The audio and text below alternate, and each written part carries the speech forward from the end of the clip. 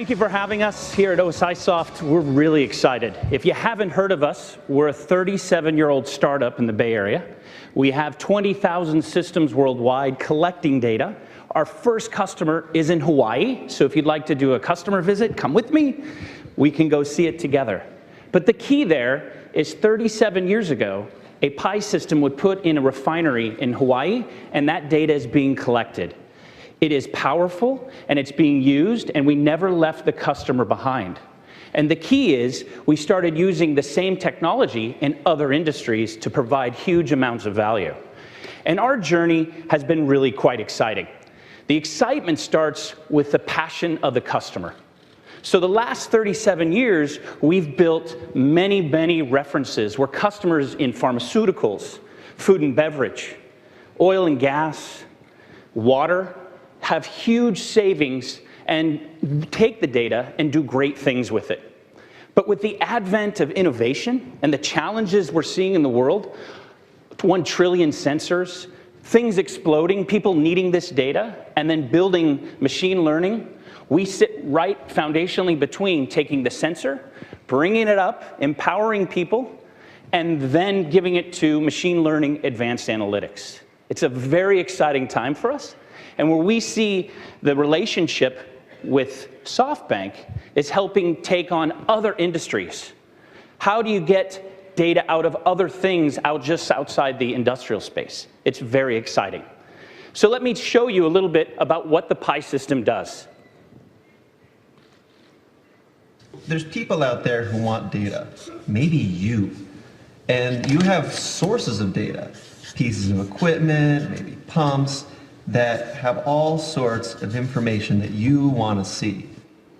And to attach you to the data didn't take much work. Attach yourself to the data, not a problem. And we brought in some new equipment. We need something to get the data from here to here, so we brought in, not a problem at all. Hired other people, well, they need to use the data too. We'll attach them in with a different solution. We acquired a site. It probably brings with it a whole new set of people. That gets taken care of? Yeah, all right. They're off in headquarters, so connect all this together. And this has become our data infrastructure. It's what connects the data we have to where we want it to go.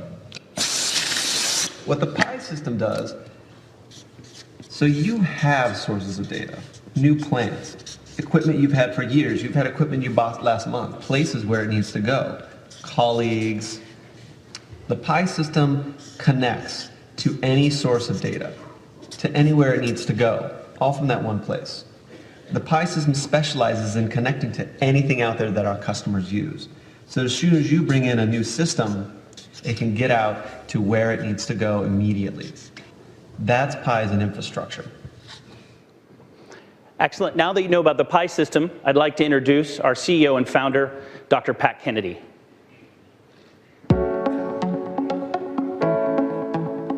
I'm Pat Kennedy, founder of OSIsoft. SoftBank is our largest outside investor, and I appreciate the opportunity to speak to this audience. We've been doing streaming data management for nearly 40 years, and we keep expanding to more and more industries and collecting more and more information, all the time working to increase scale, use of modern technology, and support all existing customers. We help users see failures before they happen and defects before they are shipped. What initially impressed me about SoftBank was the fact that they'd actually published a 300-year plan. OSIsoft has similar aspirations in that we manage for longevity. Profits and growth are not necessarily a goal. They're really the result, and I believe the 300 years looks achievable. I'm delighted to be part of such a philosophy, but it also must be good for SoftBank. And I'm sure the question arises as to what advantage OSIsoft can bring. I'd like to address that. The industrial Internet of Things is the next large user of telecom services. If you go back a few years, we saw within the telecom business that voice could be 90% of the profits, but data was 90% of the growth. The obvious happened, data took over, and voice now has actually been removed from some of the telecom circuits. I think you'll see the same thing happening with IIoT or IoT or M2M, whatever you want to call it. The communication between machines will soon eclipse the data transfer that we have today, just as the data transfer eclipsed the voice of yesterday. This is what we do, and I'm delighted to be part of this.